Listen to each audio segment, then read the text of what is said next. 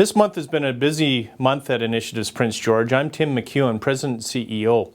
Earlier this month I was down in Ottawa with former Mayor Colin Kinsley, who is also chair of the Northern Gateway Alliance, to talk to federal politicians about the oil tanker ban vote that they had just passed in the House of Commons. Of course, this is of concern to Initiatives Prince George. We have a well-defined policy when it comes to companies earning their social license to operate on the land base.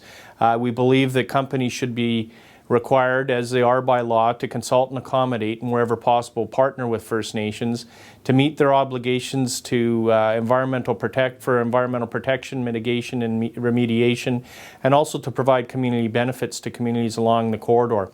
So Enbridge has been working away at this. They have made a filing to the Joint Review Panel of the Canadian Environmental Assessment Board and the Canadian National Energy Board on the various regulatory requirements they have to make. So we had a number of meetings with federal politicians. We implored upon them to not make the federal vote binding in the future, and to let the Joint Review Panel run its course in terms of ensuring that people have their opportunity to have their say on whether the pipeline should proceed. The second thing that we have been involved in over the past few days is provincial Liberal leadership candidates have been coming to Prince George.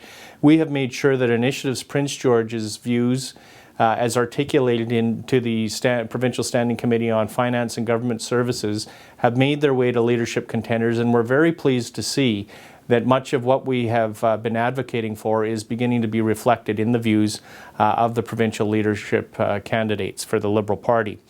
Also this month, we're pleased to announce the appointment of our new chair of Initiatives Prince George, Glenn Wonders, who is the Division Manager of All North Engineering. He replaces Clint Dahl, who has served for the last 2.5 years as the chair of Initiatives Prince George.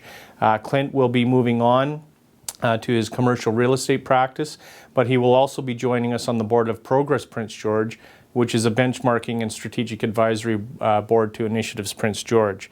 Also this month of note is that wood products firms Canfor and West Fraser have committed to doing substantial investment in their firms in northern British Columbia in their plant and equipment. So this is good news for Prince George and northern British Columbia as well. Rio Tinto Alcan has announced a significant portion of their modernization efforts, which totals about $2.5 billion in total over the length of the modernization program, but they have announced the first phase of it, so we're delighted to see that.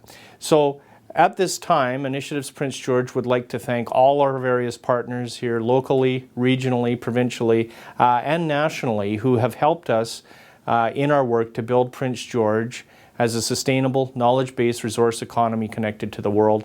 And we very much look forward to what's to come early in the new year.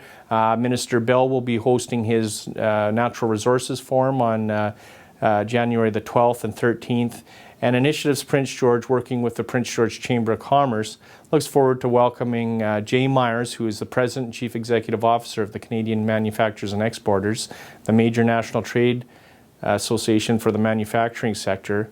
He will be coming to Prince George in the third week of January. So stay tuned.